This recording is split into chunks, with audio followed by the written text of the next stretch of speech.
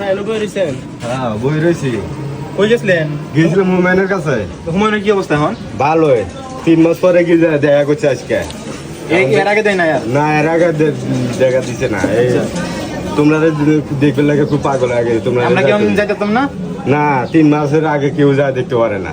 3 মাস পরে তো আরেকবার নিয়ে আয়া করবো। তো ওই সময় নিয়েও তোমরা যা লগে করে নিয়ে আয়া করবো।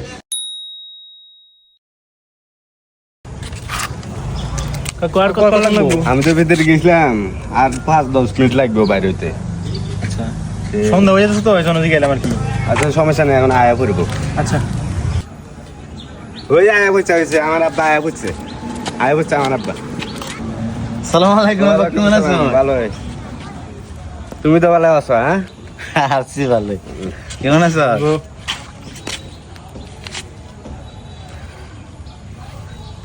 ভালো আছিস তো তোরা? আরে যে মিস করছি।